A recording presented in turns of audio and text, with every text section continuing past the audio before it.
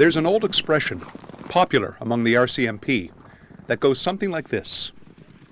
The outside of a horse is good for the inside of a man. If you learn to understand a horse and you learn to work with them and you learn to make them work for you and produce, you have formed a partnership and a team between you. When Fred Rasmussen talks about the bond between Mountie and horse, there is no better authority. That's a boy. That's a boy. Rasmussen was born in Denmark and can trace his love of horses back to his earliest haircuts, when the barber was his father. He had one of these old clippers and so on. And the only way I could do my hair was to bring a horse outside the window so I could sit and look at a horse, and then he was able to do my hair. I recall anything I wanted to play with had to do with horses, whether it was harness, saddles, or anything else like that. Oh, oh. When he was 21, Rasmussen was drafted into the Danish Army Mounted Unit.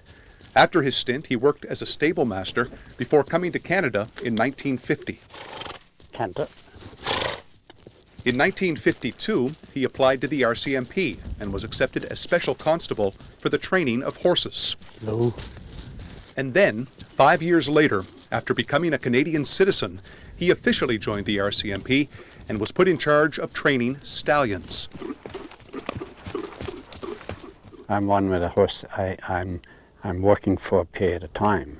Just give me enough time with that particular horse, and he think like me and I think like him, type of thing. Rasmussen's soulmate on this day is Draco, a 3-year-old stallion at the Fairhill Farm in Aylesford. Canter. I can see if a horse is going just about ready to go into some kind of a fit, throw somebody off and so on, just by looking at them. It's a feeling that comes within yourself. Slow. Cut that out. You've got an animal that is being used as a subject for sculptures, for pictures, for paintings, you name it. The brilliance and the splendor of a horse you just cannot find in any other animals. And nowhere is that splendor more evident than in the world-famous RCMP musical ride, which Rasmussen commanded for 3 years in the 1970s. But of all his accomplishments, none can match his training of 2 horses, Burmese and Centennial, which he presented as gifts to the Queen of England. I had an hour and a half ride with her in Windsor Park the day after I presented Centennial, and there was an experience. A lot of people that get quite excited about seeing her or maybe shake hands with her, but I had it to myself for an hour and a half. It was memorable.